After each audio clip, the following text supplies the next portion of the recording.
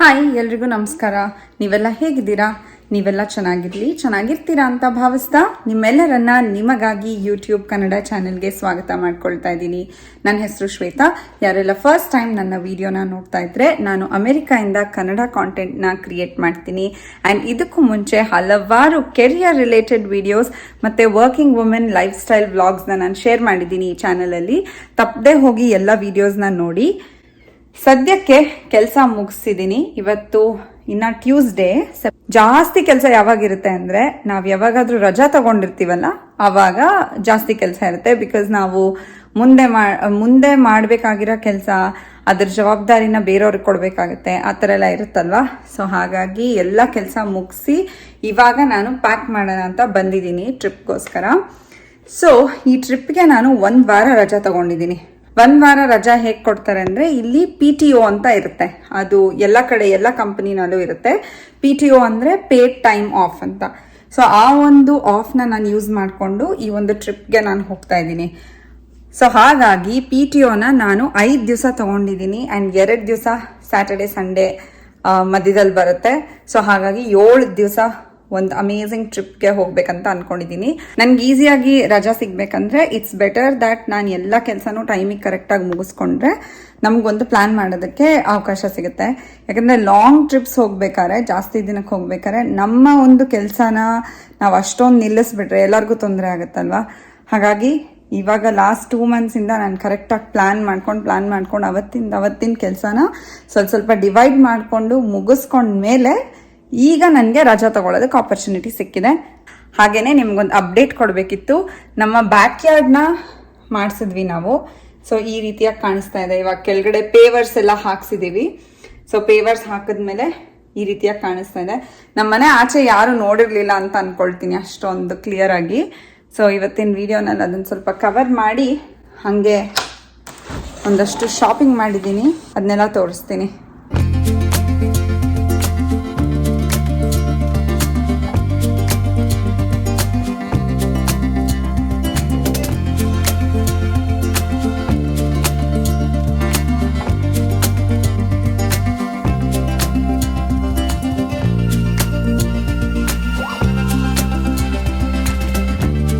ಬನ್ನಿ packing start ಮಾಡೋಣ.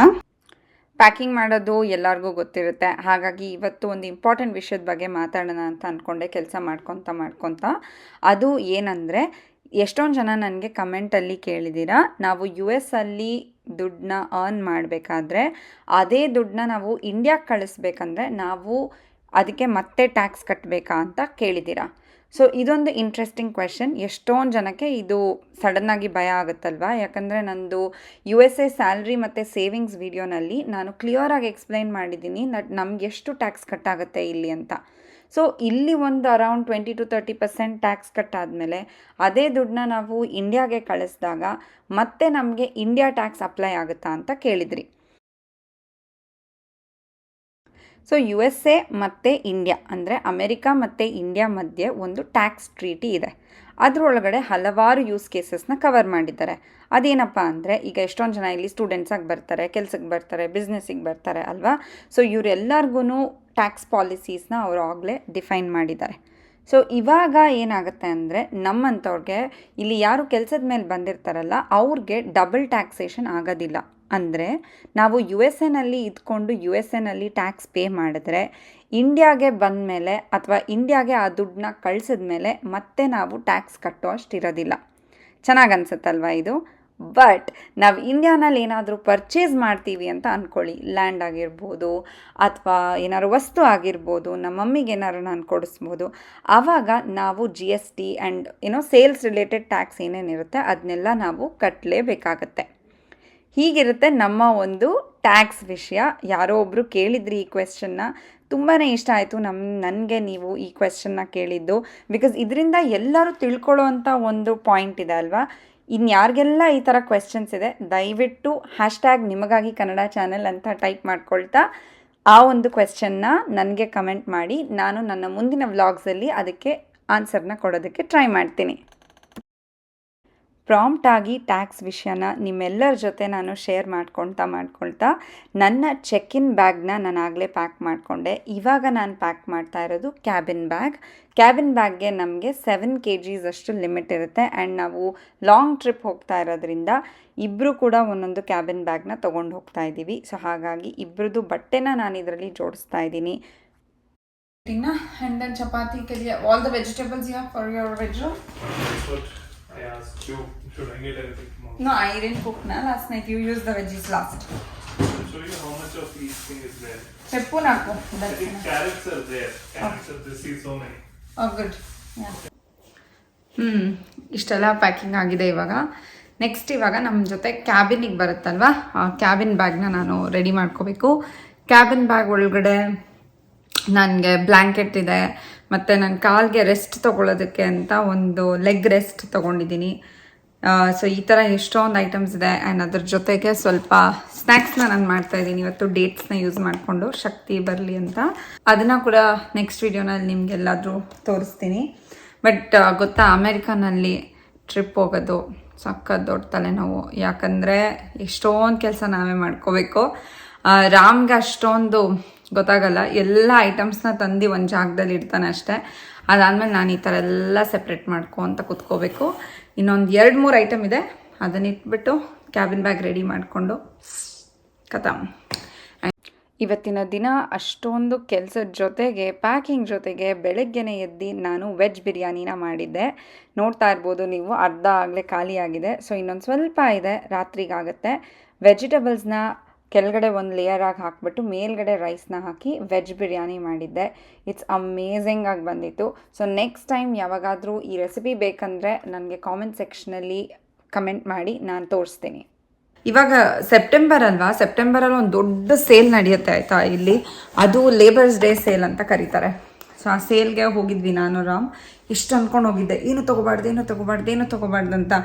But ಗೊತ್ತಲ್ಲ ಹುಡುಗಿರ ಬುದ್ಧಿ ಏನಾಗುತ್ತೆ ಶಾಪಿಂಗ್ ಹೋದಾಗ ಅಂತ. ಸೊ ಸಿಕ್ಕಾಪಟ್ಟೆ ಥಿಂಗ್ಸ್ನ ತೊಗೊಂಡಿದ್ದೀನಿ. ಐ ವಿಲ್ ತೋರಿಸ್ತೀನಿ ಈ ವಿಡಿಯೋನಲ್ಲಿ. ಆದರೆ ನೀವು ನೋಡಿ ಹೇಗನ್ನಿಸ್ತು ಅಂತ ಹೇಳಿ. ಹೆಲೋ. ಎಷ್ಟು ಹುಡುಗಿರು ಶಾಪಿಂಗ್ ಮಾಡಬಾರ್ದು ಅಂದ್ಕೊಂಡ್ರು ಮಾಡ್ತಾನೆ ಇರ್ತೀವಲ್ವ. ನಾನು ಸ್ವಲ್ಪ ಕಮ್ಮಿನೇ ಮಾಡೋದು. ಈ ಸಲ ಮಾತ್ರ ಒಂದು ಡಿಸೈನರ್ ಬ್ರ್ಯಾಂಡ್ದು ಬ್ಯಾಗ್ಸ್ನ ನಾನು ತೊಗೊಂಡಿದ್ದೀನಿ. ರೇಟ್ ಸಿಕ್ಕಾಬಟ್ಟೆ ಎಕ್ಸ್ಪೆನ್ಸಿವ್, ಬಟ್ ನನಗೆ ತುಂಬ ಇಷ್ಟ ಆಯಿತು. ಆ್ಯಂಡ್ ಆಫರಲ್ಲಿ ಇದ್ದಿದ್ದರಿಂದ ನಾನು ಪರ್ಚೇಸ್ ಮಾಡಿದೆ. ಒಂದು ಸಲನಾದರೂ ಯೂಸ್ ಮಾಡಬೇಕಂತ ಅನ್ನಿಸ್ತಾ ಇತ್ತು. ಲೈಕ್ ನಾನು ಜನರಲಿ ಕೋಚ್ ಮತ್ತು ಕೇಟ್ ಸ್ಪೇಡ್ ಬಿಟ್ಟರೆ ಬೇರೆ ಯಾವ ಬ್ರ್ಯಾಂಡ್ಸ್ನು ಟ್ರೈ ಮಾಡಿಲ್ಲ. ಆ್ಯಂಡ್ ಇಂಡಿಯಾನಲ್ಲಿದ್ದಾಗ Baggit was my favourite brand. ನಿಮ್ಮ ಫೇವ್ರೆಟ್ ಬ್ಯಾಗ್ ಬ್ರ್ಯಾಂಡ್ ಯಾವುದು ಅಂತ ನೀವು ಕಾಮೆಂಟ್ ಸೆಕ್ಷನಲ್ಲಿ ಹೇಳಿ ಆಯಿತಾ. ಫಸ್ಟ್ ಬ್ಯಾಗ್ ಬಂದ್ಬಿಟ್ಟು ಟೋರಿ ಬರ್ಚ್ ಅವ್ರದ್ದು ಈ ರೀತಿಯಾದ ಒಂದು ಲೋಗೋ ಇದೆ. ಆ್ಯಂಡ್ ಇದನ್ನು ನಾನು ಜಸ್ಟ್ ಈ ರೀತಿಯಾಗಿ ಇಟ್ಕೊಳ್ಳೋದು. ಸೊ ಸೀರೆ, ಚೂಡಿದಾರ್ ಆ್ಯಂಡ್ ಯಾವುದಾದ್ರೂ ಫಂಕ್ಷನ್ಗೆ ಹೋದಾಗ ಇದು ತುಂಬಾ ನ್ಯೂಟ್ರಲ್ ಕಲರ್ ಇದೆ, ಕ್ರೀಮ್ ಕಲರ್ ಇದೆ, ಮತ್ತೆ ಎಲ್ಲ ಕಲರಲ್ಲಿ ತೊಗೊಳ್ಳೋ ಅಷ್ಟಿರಲ್ಲ ಅಂತ ಬರೀ ಗೋಲ್ಡನ್ ಹ್ಯಾಂಡಲ್ ಇರೋದ್ರಿಂದ ಇದನ್ನು ನಾನು ತೊಗೊಂಡಿದ್ದೀನಿ. ಸೊ ಇದರೊಳಗಡೆ ಎಷ್ಟು ಕಂಪಾರ್ಟ್ಮೆಂಟ್ ಇದೆ ಅಂದರೆ 2 ಇದೆ. ಸೊ 1 ಈಸ್ ನಿಮ್ಮ ವಾಲೆಟ್ಗೆ ಆ್ಯಂಡ್ ಇನ್ನೊಂದು ಮೇನ್ ವಾಲೆಟ್. ಸೊ ಇದರ ಪ್ರೈಸ್ $270. ನಿಮಗೆ ಇಂಡಿಯನ್ ಪ್ರೈಸಲ್ಲಿ ಸ್ಕ್ರೀನ್ ಮೇಲೆ ಬರ್ತಾ ಇರುತ್ತೆ, ನೀವು ಅಲ್ಲಿ ರೆಫರ್ ಮಾಡ್ಕೋಬೋದು ಎಷ್ಟಿದು ಅಂತ. ಸೊ ಹೇಗಿದೆ ಈ ಬ್ಯಾಗ್. ಆ್ಯಂಡ್ ಇದಕ್ಕೆ ಲೈಫ್ ಟೈಮ್ ವಾರಂಟಿ ಇದೆ. ಸೊ ಇದ್ರ ಮೇಲೆ ಒಂದು ಸ್ಟಿಚ್ ಬಿಚ್ಚೋದ್ರೂ ನಾವು ಅಂಗಡಿಗೆ ಹೋದರೆ ಅವ್ರು ಅದನ್ನ ವಾಪಸ್ ತೊಗೊಳ್ತಾರೆ, ಇಲ್ಲ ಅಂದರೆ ಅದನ್ನು ನಮಗೆ ಸರಿ ಮಾಡಿ ಕೊಡ್ತಾರೆ. ಸೊ ಜನರಲಿ ನನಗೇನು ಅನಿಸುತ್ತೆ ಅಂದರೆ, ನಾನು ಏನೋ ನನ್ನ ಮೇಲೆ ನಾನು ಖರ್ಚೆ ಮಾಡ್ಕೊಳ್ಳೋದಿಲ್ಲ ಅಂತ ಒಂದೊಂದ್ಸಲ ಅನಿಸುತ್ತೆ. ಯಾವಾಗ್ಲೂ ಮನೆ ಸಾಮಾನು ತೊಗೊಳ್ಳೋದು ಅದು ಇದನ್ನೇ ಯೋಚನೆ ಮಾಡ್ತಾ ಇರ್ತೀನಿ. ಸೊ ಹಾಗಾಗಿ ನನಗೆ ಅಂತ ಇದೊಂದು ಸ್ಮಾಲ್ ಗಿಫ್ಟ್ನ ನಾನು ತೊಗೊಂಡಿದ್ದೀನಿ. ಐ ಥಿಂಕ್ ಈ ವರ್ಷಕ್ಕೆ ಮೋಸ್ಟ್ಲಿ ಈ ಬ್ಯಾಗ್ಸೇ ನನ್ನ ಗಿಫ್ಟ್ ಇರ್ಬೋದು. ಇನ್ನೊಂದು ಬ್ಯಾಗ್ನ ಕೂಡ ತೊಗೊಂಡಿದ್ದೀನಿ. ಅದ್ರ ಪ್ಯಾಕಿಂಗ್ ನೋಡಿ ಎಷ್ಟು ಚೆನ್ನಾಗಿದೆ. ಈ ಒಂದು ಬ್ಯಾಗ್ ಜೊತೆ ಒಂದು ಸಣ್ಣ ಪರ್ಫ್ಯೂಮ್ ಕಿಟ್ನ ಕೂಡ ಕೊಟ್ಟಿದ್ದಾರೆ.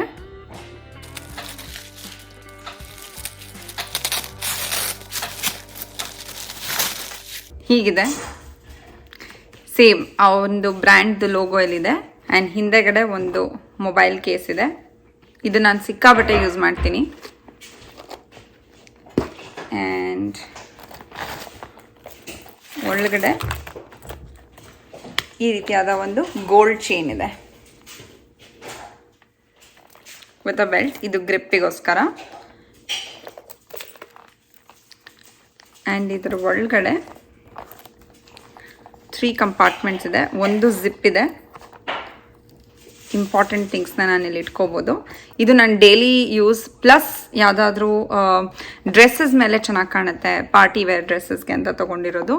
ನನಗೆ ಜಾಸ್ತಿ ತೊಗೊಳಕ್ಕೆ ಇಷ್ಟ ಇಲ್ಲ, ಹಾಗಾಗಿ ಒಂದು 3-4 ಕಲರ್ಸ್ನ ಕಲೆಕ್ಟ್ ಮಾಡ್ಕೊಳ್ತೀನಿ. ವೈಟ್, ಬ್ಲ್ಯಾಕ್, ಬೇಜ್ ಇವಾಗ ತೋರಿಸ್ದೆ ಅಲ್ವಾ, ಈ ಥರದ್ದು. ಆ್ಯಂಡ್ ಇನ್ನೊಂದು probably brown pocket compartment and ಇಲ್ಲಿ ಒಂದಿದೆ. ಸೊ ಇದು ಒಂದು ರೂಮ್ ಸ್ಪೇಸ್ ಅಂತ ಏನು ಹೇಳ್ತಾರಲ್ಲ, ಇದು ಚೆನ್ನಾಗಿ ಜಾಸ್ತಿ ಇದೆ ನನಗೆ. ಇದ್ರ ಜೊತೆ ನಾನು ಇದ್ರೊಳಗಡೆ ನಾನು ಫೋನ್ ಮತ್ತು ನಂತರ ಒಂದು ಚಿಕ್ಕ ರಿಂಗ್ ಲೈಟ್ ಇದೆ ಅಲ್ಲ, ಅದನ್ನ ಕೂಡ ನಾನು ಇಟ್ಕೋಬೋದು. ಇದರ ಪ್ರೈಸ್ ಬಂದ್ಬಿಟ್ಟು $200, $220. ಸೊ ಟೋಟಲ್ ಆಗಿ ಎರಡು ಸೇರಿ ನನಗೆ $500 ಆಯಿತು. ಹೇಗಿದೆ ನನ್ನ ಬ್ಯಾಗ್ ಕಲೆಕ್ಷನ್ ಅಂತ ಹೇಳಿ. ಇವಾಗ ಹೊಸದಾಗಿ ಶಾಪ್ ಮಾಡಿರೋದ್ರಿಂದ ನಿಮ್ಮ ಜೊತೆ ಶೇರ್ ಮಾಡ್ಕೊಳ್ತಾ ಇದ್ದೀನಿ. ಐ ಹೋಪ್ ನಿಮ್ಗೆ ಇದೆಲ್ಲ ಇಷ್ಟ ಆಗಿದೆ ಅಂತ ಅಂದ್ಕೊಳ್ತೀನಿ. ಈ ವಿಡಿಯೋ ಇಷ್ಟ ಆದಲ್ಲಿ ವಿಡಿಯೋನ ಲೈಕ್, ಶೇರ್ ಆ್ಯಂಡ್ ಸಬ್ಸ್ಕ್ರೈಬ್ ಮಾಡಿ. ಮತ್ತೆ ಮುಂದಿನ ವಿಡಿಯೋನಲ್ಲಿ ಸಿಗ್ತೀನಿ. ಬಾಯ್.